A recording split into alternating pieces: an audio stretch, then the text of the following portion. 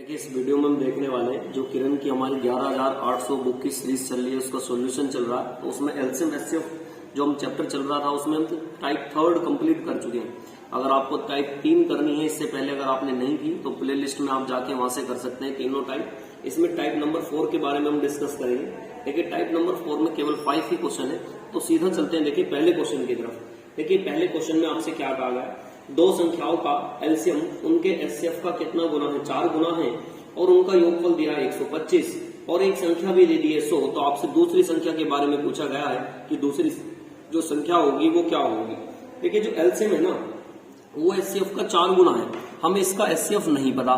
एक मान लेते हैं कि इसका एचसीएफ कितना अपने पास से h, लेकिन जो इसका एलसीएम है ना वो एचसीएफ का गुना है। वो एचसीएफ का कितना गुना बताया इन्होंने, 4 गुना। एचसीएफ का कितना गुना बता दिया इन्होंने, 4 गुना। तो इसमें 4 की गुणा करा देंगे, एलसीएम पता चल गया, एचसीएफ पता चल गया।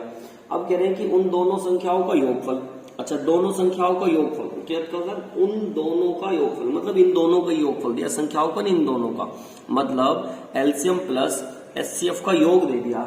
ये कितना गिवन कर दिया इन्होंने, 125 कर दिया। एलसीएम का मान कितना यहाँ पे 4h, एचसीएफ का मान कितना h, ये कितना 125। दोनों को जोड़ देंगे कितना 5h बराबर कितना 125। 5 दूनी 10, 2 इधर 5 पंजे 25। तो एचसीएफ का मान कितना पता चल गया 5, तो यहाँ 25। तो यहाँ पे रख देंगे 25 और यहाँ कर देंगे 25 चौका 100। एलसीएम भी पता चल गया, एचसीएफ भी पता चल गया, आपको दोनों चीजें गिवन पता चल गई। अब आपसे पूछ रहे पहली संख्या इंटू दूसरी संख्या बराबर एलसीएम इंटू एचसीएफ।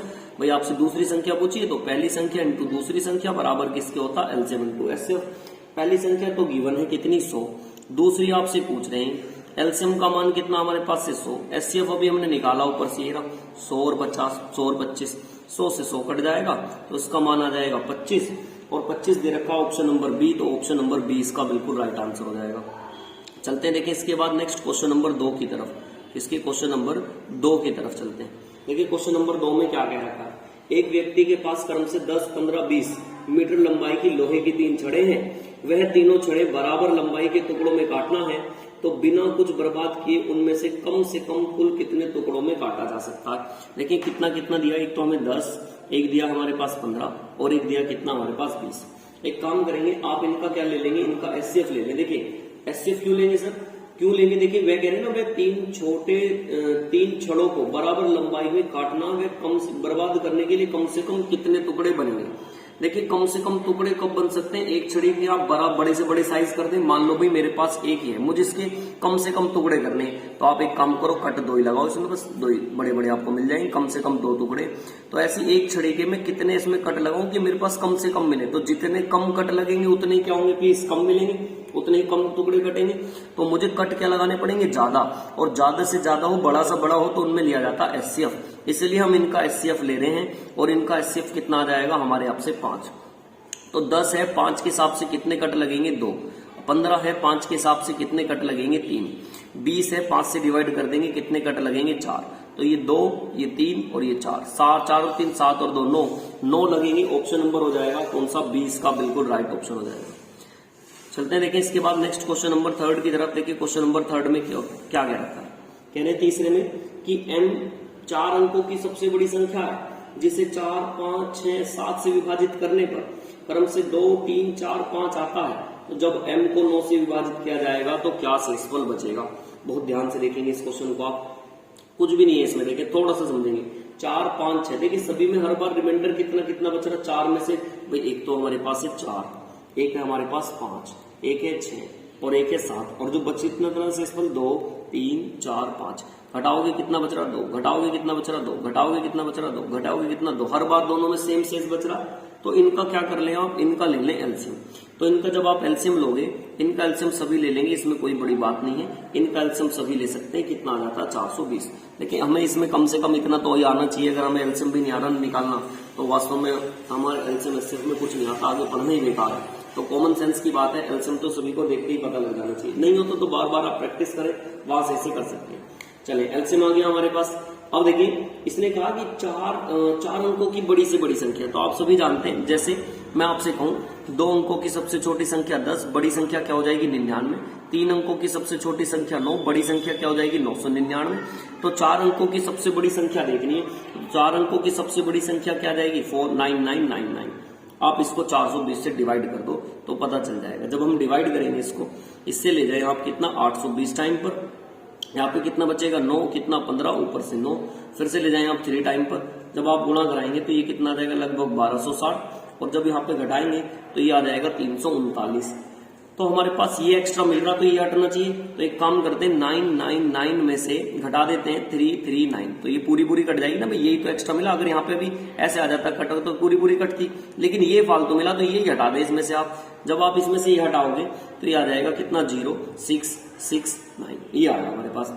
लेकिन उसने बताया कि हर बार 2 शेष भी बच रहा, तो उसमें से 2 कम कर देंगे, तो ये कितना आ जाएगा हमारे पास 9658। कितना आ जाएगा 9658। अब हमसे कहा था कि जब इसे n को 9 से विभाग दे तो क्या शेषफल, अब इसे 9 से डिवाइड कर दें आप। जब 9 से आप डिवाइड करेंगे 9 एकम 9 कर देंगे कितना 63, 9 दूनी 9 से कितना जाएगा 9 सत्ते 63, बचेगा कितना 2, 9 से 9 तिया 27, बचेगा कितना 1। तो जो शेषफल पूछ रहा है तो हमारा शेषफल कितना आ जाएगा, इससे रिमाइंडर 1 बचेगा। आप साइड में डिवाइड कर सकते हैं ऐसे 958 को जब आप 9 से डिवाइड करेंगे 9 से काट सकते हैं, 9 एकम 9, फिर से 9 सत्ते कितना 63, बचेगा कितना 2, 9 से 9 तिया 27, 9 तिया 27, रिमाइंडर कितना बचा 1। और एक ऑप्शन नंबर कौन से में बी, तो बी ऑप्शन इसका बिल्कुल राइट हो जाएगा। चलते देखिए इसके बाद नेक्स्ट क्वेश्चन नंबर 4 की तरफ। देखिए क्वेश्चन नंबर 4 में क्या कह रखा है। क्वेश्चन नंबर 4 में दिया है कि वह न्यूनतम संख्या अंकों वाले योग का क्या होगा जिसे 15, 18, 27 से भाग देने पर प्रत्येक अवस्था में 9 शेष बचे, परंतु 11 से भाग दे तो वो पूर्णतः विभाजित हो जाती है। तो 11 से अगर हम भाग देंगे तो वह पूर्णतः विभाजित होगी। तो कह रहे कि उनके अंकों का योग क्या है। देखिए अगर अंकों का योग ना होता ना, अगर संख्या होती तो अभी से ऑप्शन से कर देते, ऑप्शन से आसान पड़ जाता, लेकिन इन्होंने अंकों का योग पूछ लिया तो उनका सम करना पड़ेगा। इसका मतलब ये ऑप्शन से नहीं हो सकता, इसे हमें बेसिक से ही करना पड़ेगा। कोई बात नहीं, बेसिक से कर देंगे। ये दिया हमारे पास 15, इन्होंने दिया 18, इन्होंने दिया 27। आप इनका एलसीएम निकाल देंगे, इनका एलसीएम सभी निकाल देंगे, कितना आ जाएगा 270। अब हमें ये क्या करना कि हर बार 270 जब हो तो हर बार रिमाइंडर कितना बचना चाहिए 9। तो हम कोई कांस्टेंट क्रम लगा के कितना बना देते हैं रिमाइंडर 9। लेकिन उसने ये भी कहा है कि आप रिमाइंडर 9 बचेगा, लेकिन जब 11 से भाग दे तो ये पूरा कट जाना चाहिए। तो यहाँ पे के की वैल्यू हम अपने पास से रख के देख देते हैं 1 2 3 4, जिससे भी ये पूरा कट जाए वही आंसर आ जाएगा। तो आप देखें पहले इसको 11 से काट के छोटा कर दें, क्योंकि वो तो कट ही जाना है। मैं 11 से काट के इसको छोटा कर देता हूं। तो 11 से 11 एकम 11, 11 दूनी 22, बचेगा हमारे पास कितना यहाँ पे 22, तो बचेगा कितना 5, 11 चौक 44, बचेगा कितना 6। तो मैं यहाँ पे लिख सकता हूँ बचेगा वह 6, जो जितना बचा बस 6 के बटे में कितना। अब हमने छोटा कर दिया भाई, 11 से जो कटना था वो हटा दिया, ये नहीं कटा। यहाँ पे के का वैल्यू रख के देख लेंगे। मैं के का वैल्यू रख के देखता हूँ अपने पास से 4, जब यहाँ पे रखोगे 6 चौक 24, 6 चौक 24, 24 और 9 कितना हो जाएगा 33, और ये 11 से पूरा कट जाएगा। कब, जब के का वैल्यू 4 होगा।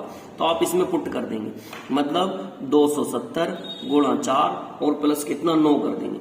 जब आप गुणा करेंगे ये कितना 1080 प्लस 9, तो 1089, ये आ गई वो संख्या, ये आ गई वो संख्या 1089। इनका सम पूछा, 9 और 1 10 और 1 18, इन सबको जोड़ देंगे 1 प्लस 0 प्लस 8 प्लस 9। तो जब इन्हें जोड़ेंगे कितना 18 ऑप्शन नंबर सी है, तो सी इसका बिल्कुल राइट आंसर हो जाएगा। चलते हैं देखिए इसके बाद नेक्स्ट क्वेश्चन नंबर 5 की तरफ। क्वेश्चन नंबर 5 में क्या कह रखा है, दो संख्याओं का अनुपात 7:11 और उनका एचसीएफ इतना है, तो उन संख्याओं के बीच का अंतर क्या होगा। दो संख्याओं का अनुपात दे दिया भैया, कितना दे दिया इन्होंने 7:11। कह रहे कि इनका एचसीएफ है 28, जो इनका एचसीएफ है वो दे रखा है इन्होंने 28। मैंने आपको बताया थी एचसीएफ की गुणा करा देते हैं तो क्या मिल जाती है संख्याएं, आप इसमें एचसीएफ की गुणा करा देंगे।